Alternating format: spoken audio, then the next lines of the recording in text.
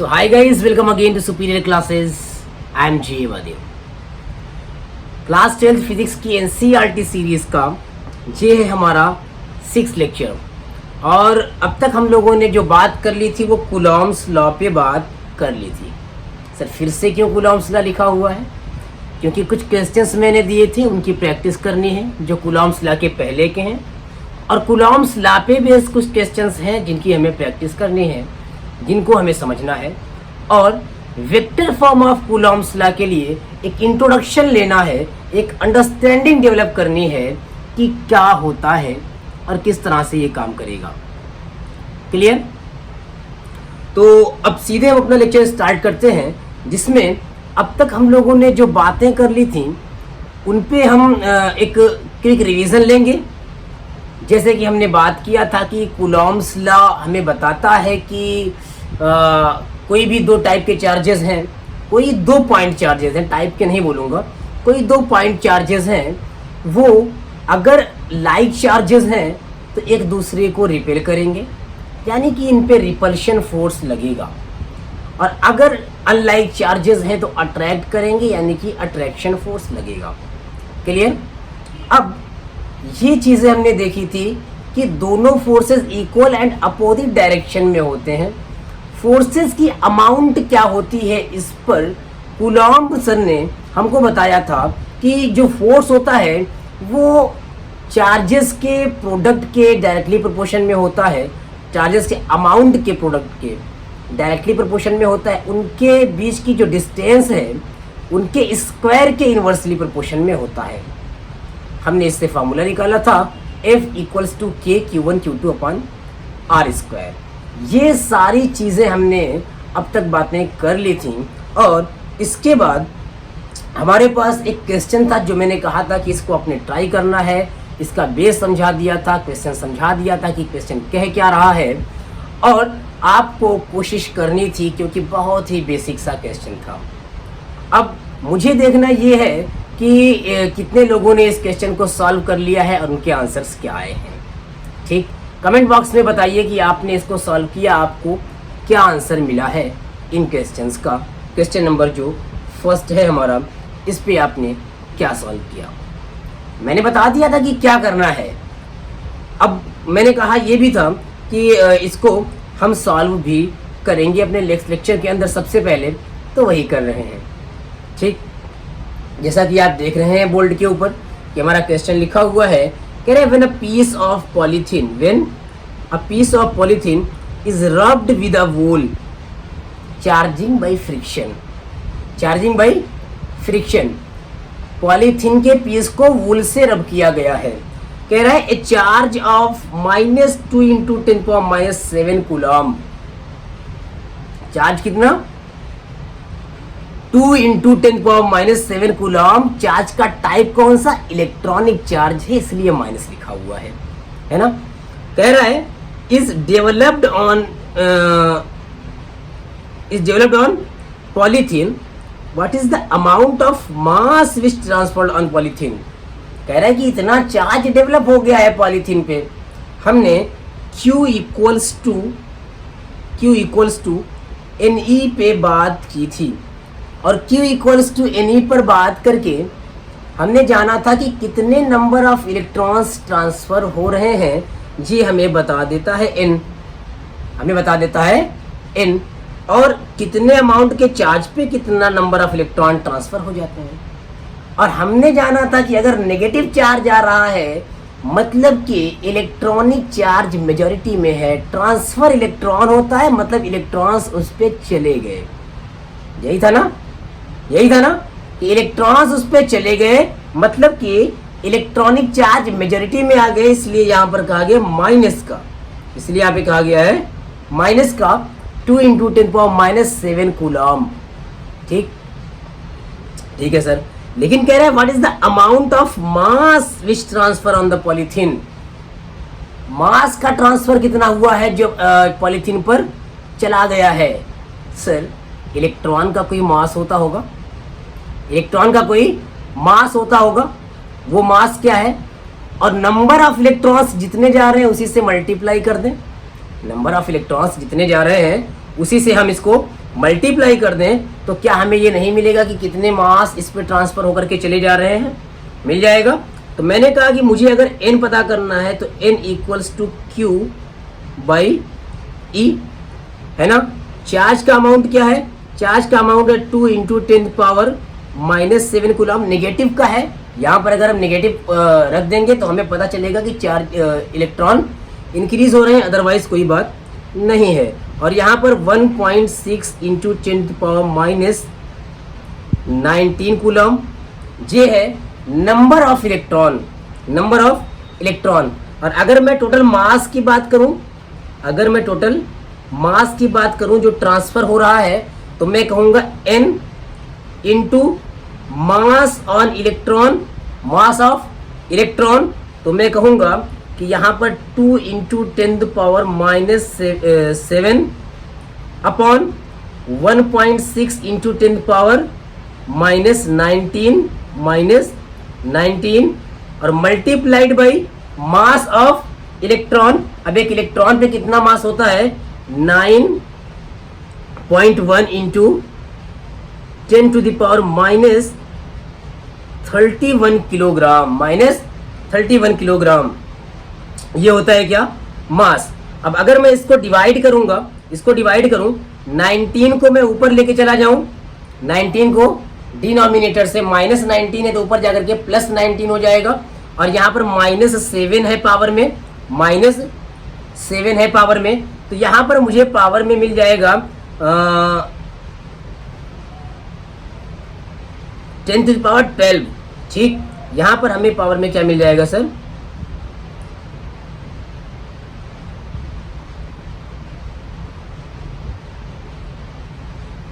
ठीक है, मैं इनको छोटा कर दे रहा हूँ, जगह कम बच रही है तो ठीक।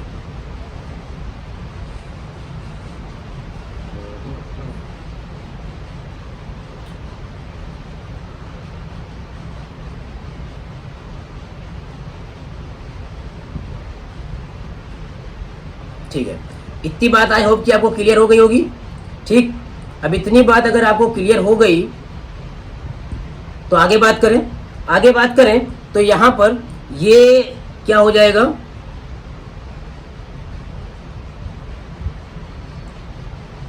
क्या हो गया कि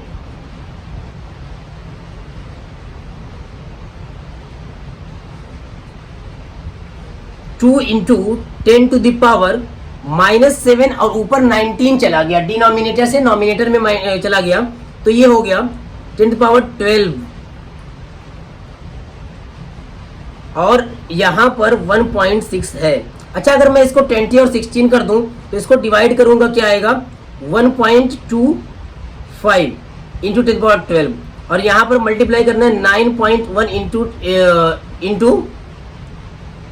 10⁻31 से। ठीक है, तो अब यहाँ पे हमारा क्या आ जाएगा? 11.38 इंटू 10⁻⁻19। यहाँ 12 है और यहाँ 31 है, तो -19। कैलकुलेशन एक बार चेक करने दीजिए। 1.25 16 से डिवाइड हो गया 20, 1.25 19 9.1। ठीक है, हाँ, 11.38 इंटू 10⁻⁻19 किलोग्राम आपको ये मिलेगा। यानी कि ये क्या है? मास। ये क्या है? मास जितना ट्रांसफर हो गया है कहाँ पर? पॉलीथीन के ऊपर।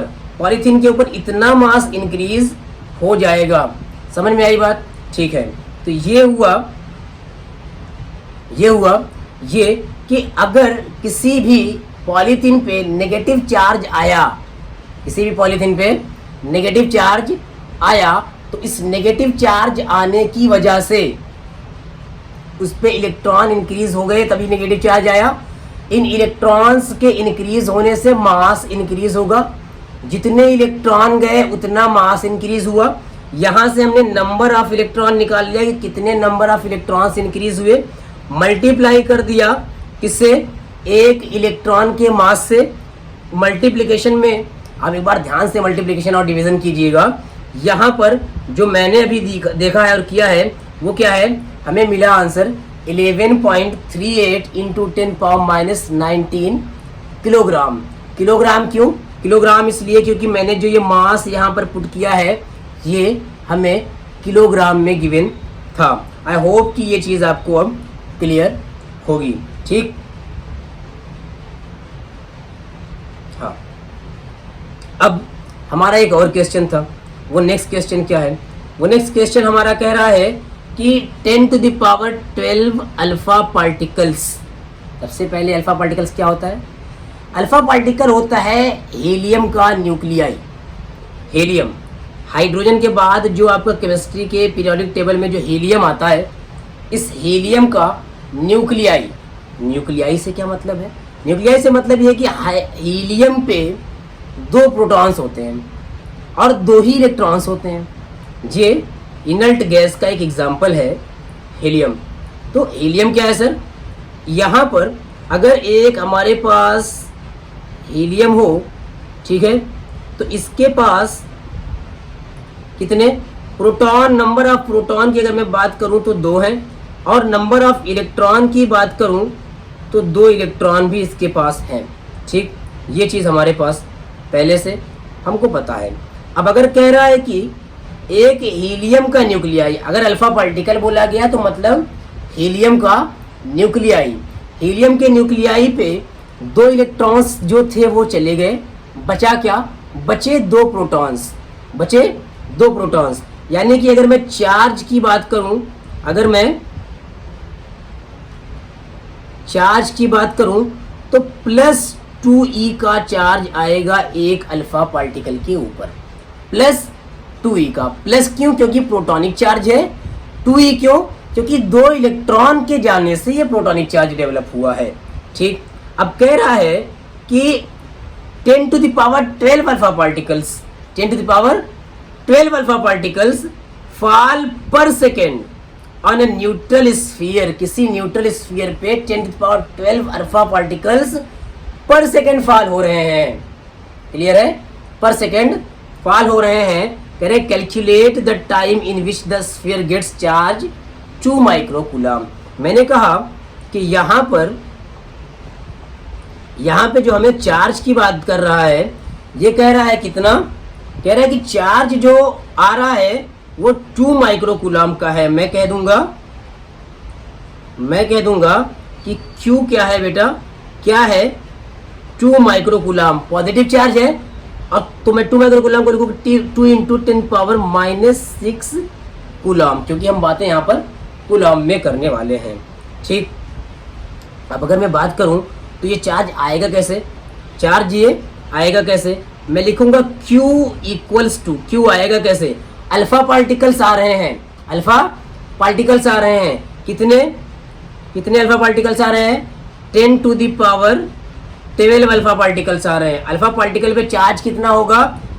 2e के बराबर होगा। अल्फा पार्टिकल पे चार्ज कितना होगा?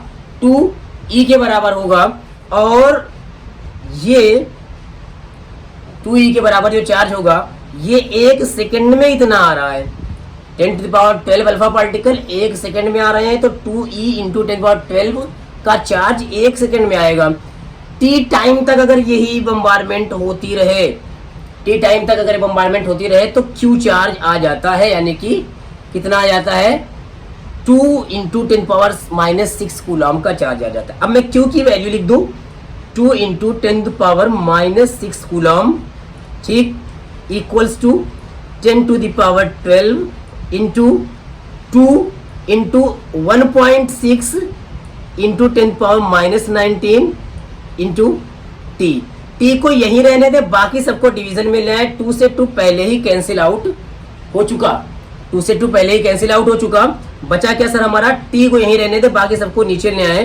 तो अगर मैं इस तरह से करना चाहूँ तो मैं कहूँगा 10⁻⁻6 divided by 10⁻12 divided by 1.6 into 10⁻⁻19 equals to T. यही आएगा हमारा टी की वैल्यू। अब अगर ये 10⁻12 जो है, 10 टू द पावर जो 12 है इसको ऊपर लेके जाऊंगा तो ये -12 हो जाएगा, यानी कि इसको मैं लिख सकता हूं क्या,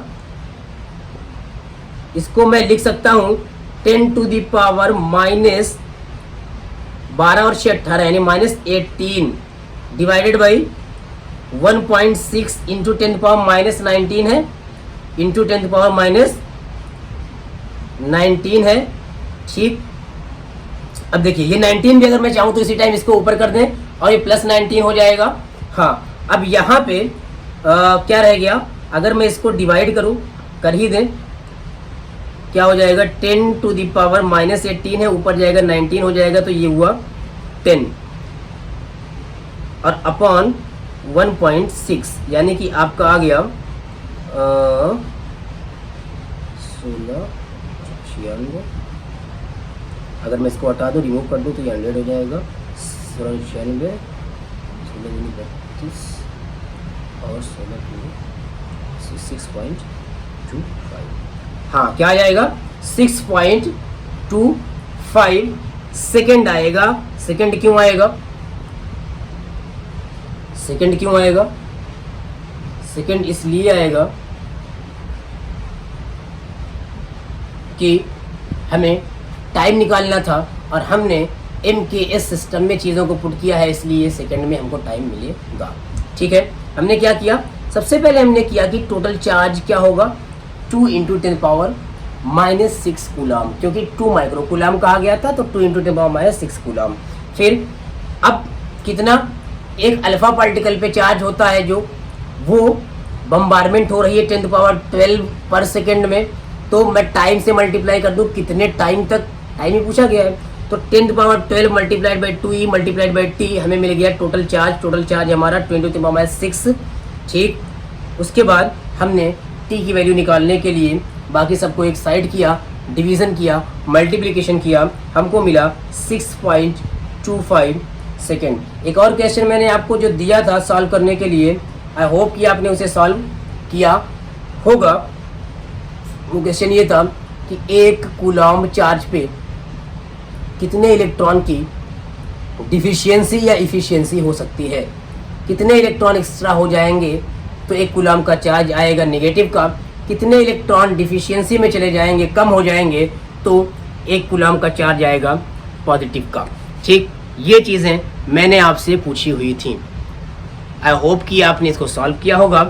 ठीक, अब आते हैं हम अपने नेक्स्ट पार्ट पे, जिसमें हमें कूलॉम्ब लॉ से जुड़ी कुछ चीज़ों पर और बातें करनी है।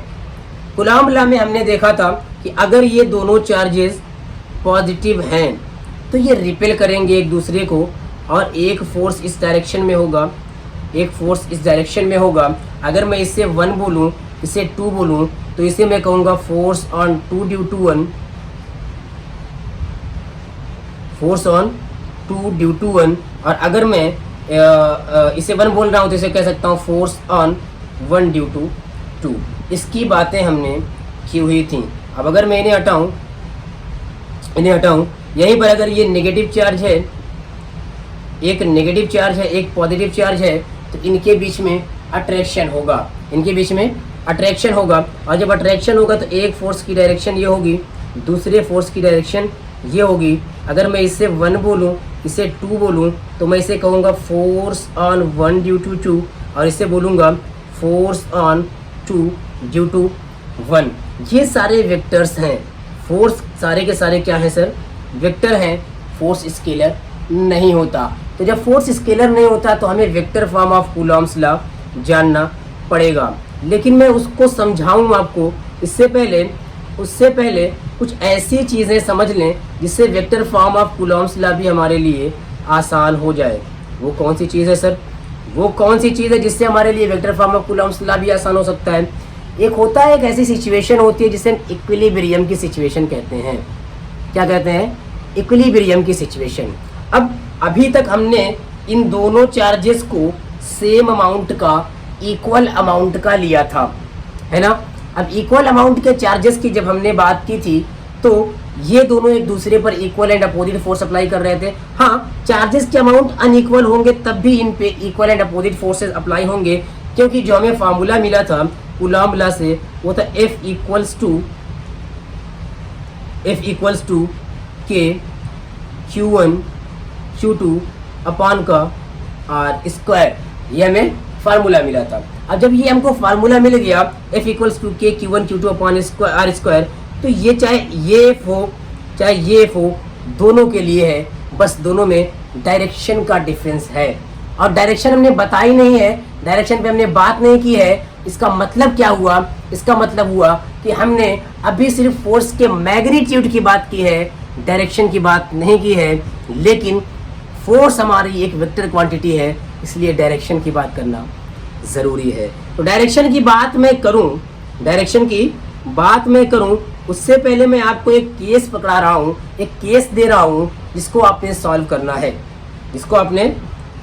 करना है। वो केस क्या है? वो केस ये है कि कूलॉम्स लॉ के अकॉर्डिंग ये एक चार्ज है Q1 और दूसरा चार्ज है Q2, इनके बीच में जो फोर्स अप्लाई हो रहा है इनको आपने कैलकुलेट करना है। अगर ये एक कूलॉम का चार्ज और ये भी एक कूलॉम का चार्ज हो और इनके बीच की डिस्टेंस भी 1 मीटर की हो, इनके बीच की डिस्टेंस भी कितनी हो?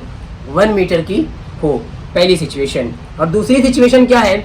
दूसरी सिचुएशन ये है कि अगर ये 1 कूलॉम के चार्जेस हैं, दोनों पॉजिटिव चार्जेस हैं। दोनों कैसे चार्जेस हैं? पॉजिटिव चार्जेस हैं। इन पॉजिटिव चार्जेस में कोई तीसरा टेस्ट चार्ज कहाँ ला करके प्लेस कर दिया जाए कि वो इक्विलिब्रियम में हो। मैंने कहा तीसरा टेस्ट चार्ज, मान लीजिए कि वो कहाँ पर हो, कैसा हो? पॉजिटिव चार्ज हो, ये भी पॉजिटिव। ये तीसरा टेस्ट चार्ज मैंने ला करके यहाँ पे रखा और ये कैसा है? पॉजिटिव चार्ज है। मैं इसे प्लस Q0 भी बोल सकता हूँ, क्योंकि टेस्ट चार्ज हम बहुत स्मॉल अमाउंट का लेते हैं। क्लियर है? प्लस Q0 हमने इसको कह दिया। अब जरा सोचिए कि ये पॉजिटिव चार्ज इसको रिपेल करेगा।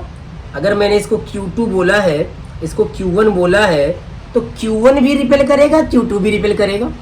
तो होगा क्या कि इस पे एक रिपल्शन फोर्स अप्लाई होगा, जो Q1 ने अप्लाई किया है।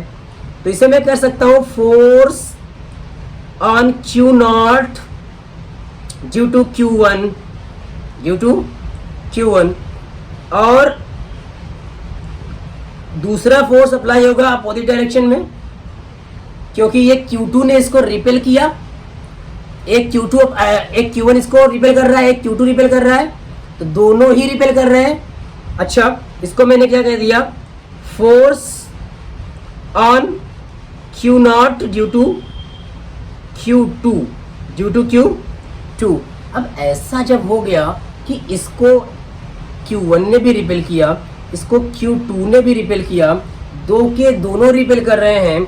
जब दो के दोनों रिपेल कर रहे हैं, अब ये इक्विलिब्रियम में कब होगा? अगर आपसे पूछा जाए तो इक्विलिब्रियम में ये तभी हो सकता है जब ये दोनों forces equal and opposite direction में हो। इक्वल एंड अपोजिट डायरेक्शन में अगर ये हैं फोर्सेस, मान लीजिए यहां पर था, यहां पर चार्ज है, फोर्स एक ये है, दूसरी ये है, तो दोनों सेम पावर से अप्लाई कर रही है फोर्सेस, और अपोजिट डायरेक्शन में, तो इसको उधर से भी खींचा जाए, इधर से भी खींचा जाए, तो किसी डायरेक्शन में मूव नहीं करेगा। इसका मतलब है कि ये चार्ज इक्विलिब्रियम पे आ जाएगा। अब यहाँ पर अगर अमाउंट ऑफ चार्ज सेम है तो ये मिड में आ जाएगा इक्विलिब्रियम पे। बट अगर अमाउंट ऑफ चार्ज सेम नहीं है, Q1 का अमाउंट आपको दे दिया गया कुछ, Q2 का अमाउंट आपको दे दिया गया कुछ, तो ऐसी सिचुएशन में इनके डिस्टेंसेस आपको बतानी है कि कहाँ पर Q1 से कितनी डिस्टेंस पे रखा जाए, Q2 से कितनी डिस्टेंस पे रखा जाए कि ये इक्विलिब्रियम में आ जाए। मैं एक क्वेश्चन दे रहा हूँ आपको, जो यहाँ पर लिखा हुआ नहीं है, मैं ऐसे बोल दे रहा हूँ। आप अज्यूम कीजिए कि 2 point charges Q1 and Q2 हैं। Q1 and Q2 2 point charges हैं आपके पास। इनमें से एक का जो अमाउंट है वो 2 माइक्रो कूलम का है, दूसरे का अमाउंट 3 माइक्रोकूलम का है। एक टेस्ट चार्ज इनके बीच में प्लेस्ड है जो कि इक्विलिब्रियम में है। आप बताइए कि Q1 से चार्ज की डिस्टेंस क्या होगी। ठीक है, Q1 से चार्ज को किस जगह पर प्लेस किया गया होगा, कितनी डिस्टेंस पर प्लेस किया गया होगा कि ये इक्विलिब्रियम में हो। ये आज का आपके लिए क्वेश्चन है और आज के लिए हम बस इतना ही रखते हैं। मिलते हैं दोस्तों कल की क्लास में। Best of luck and take care.